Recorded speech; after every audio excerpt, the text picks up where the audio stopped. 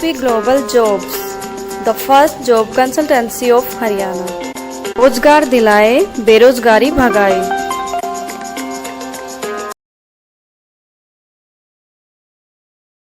रेवाड़ी विधायक लक्ष्मण यादव ने अपने निवास स्थान पर प्रेस वार्ता का आयोजन किया, जिसमें नगर परिषद में सर्वसम्मति से पास किए गए विषयों के बारे में जानकारी दी। इसके साथ ही विधानसभा में उठाए गए मुद्दों के बारे में भी जानकारी दी। प्रेस वार्ता में रेवाड़ी विधायक ने क्या कहा, देखते हैं। कल नगर परिषद के चेयरपर्सन, वाइस चेयरमैन और सभी पार्षदों ने मिलके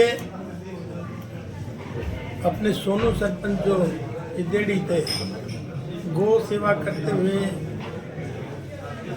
शहीद हो गए थे, तो उसका एक प्रस्ताव पारित करा है नगर परिषद के सभी पार्षदों ने। सबसे पहले तो मैं उनका धन्यवाद करता हूं, सभी पार्षदों का, पूरी कमेटी का। उन्होंने एक उनके चौक का नाम संस्करण करने के लिए तो एक तो वो हुआ है। आज हिंदू संगठनों की डिमांड यहाँ पे बहुत दिनों से थी, जब से मैं बना हूँ लगातार ये डिमांड बार बार आ रही थी। आदरणीय मुख्यमंत्री जी से भी ये मिले थे, तो उन्होंने भी कहा भाई मेरी ड्यूटी भी लगाई, जैसे आप देखो इस मामले को, तो पूरे आप देख रहे होंगे कि सभी का, मैं सारे वार्ड मेंबर्स का, जिसने किसी ने भी कोई ऑब्जेक्शन नहीं करा, सब ने एक मुश्त होके इसका प्रस्ताव पारित करा था ताकि शहीद सोनू सरपंच का नाम का एक चौक बने। स्थान कौन सा तय किया गया? स्थान लगभग तय है, लेकिन आने वाले समय में आपको पता चल ही जाएगा कि यही स्थान है। लेकिन हम तो ये चाह रहे थे कि भाई जैसे आपका ये पुलिस लाइन जो है, इधर से जो एंट्री बनती है चौक की, चौराहे की, उसके ऊपर हम उसका चौक का नाम संस्कार करेंगे, ऐसा प्रस्ताव पास हुआ है। आप कुछ विषय तो मैं तो बजट का लेके कुछ सड़कों के नाम भी रखे गए हैं। कौन कौन सी वो सड़कें थे, किस किस के नाम से, महापुरुषों के नाम से रखी गई है? देखिए, कल 5 बिल पास किए हैं, जिसमें सबसे पहला बिल तो यही पास किया है कि हम नगर परिषद को इस स्थान से उठा के सेक्टर में जो जमीन कोर्ट के पीछे है, जहां हमारी जाट धर्मशाला है, उसके बराबर में 1.92 एकड़ जमीन हमने उसका कोर्सपोंडेंस करा के कंप्लीट कर दिया है। उसके 13 करोड़ 21 लाख रुपए अभी डिपार्टमेंट ने HSVP को देना है, उसका प्रस्ताव पास करा है, ताकि ये यहाँ से दूसरी जगह शिफ्ट हो, क्योंकि ये बिल्डिंग जर्जर होगी, पुरानी होगी, हालत खराब है।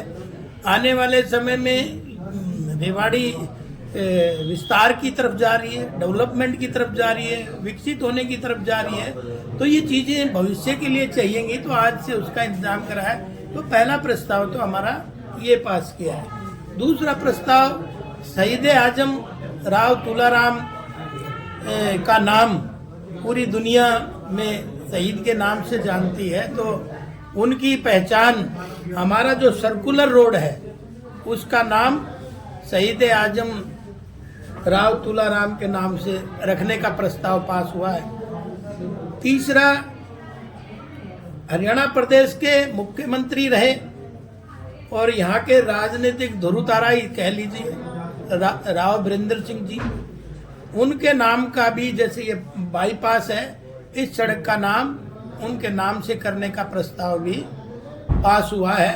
तो इसी तरह से चौथा, अपने सोनू जी के जो चौक बने, उसका प्रस्ताव पास हुआ है।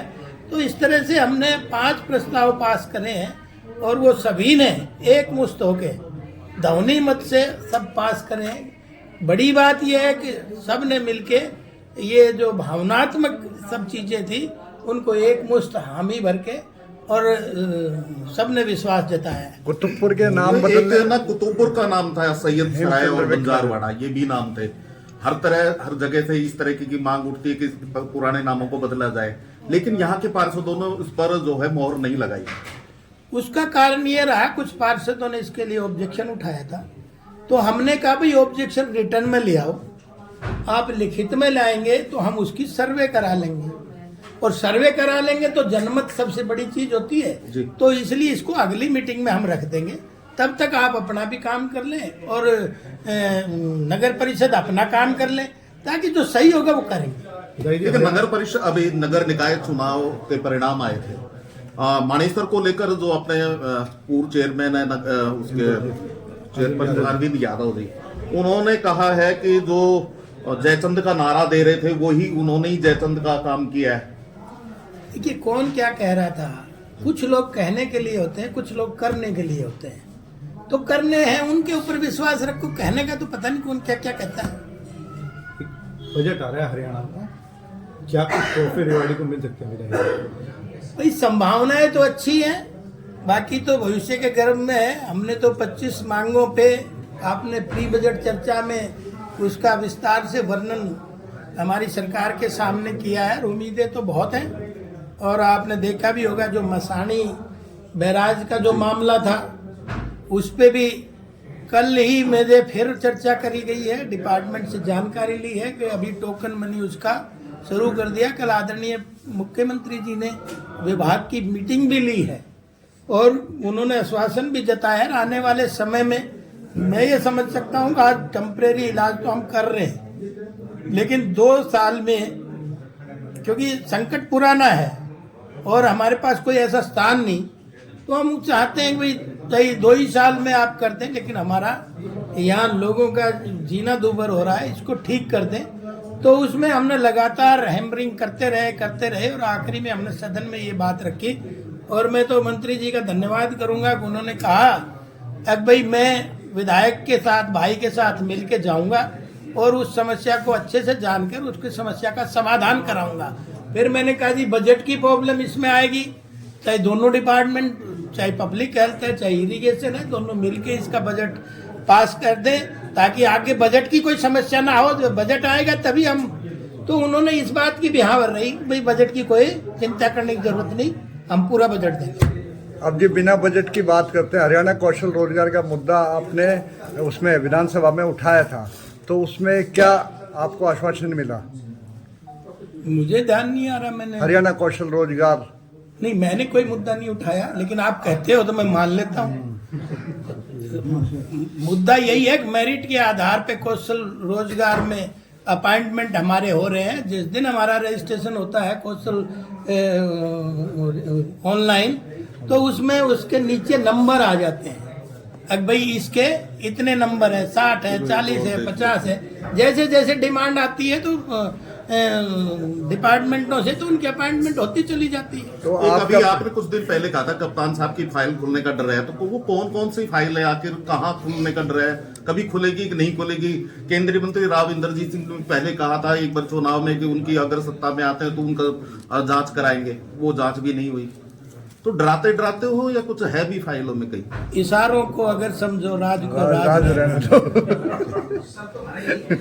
फाइल तो खुलेगी, थोड़ी सी तो और करो, क्या रहा इससे थोड़ी और क्या होगी, मैंने सारी कह दी।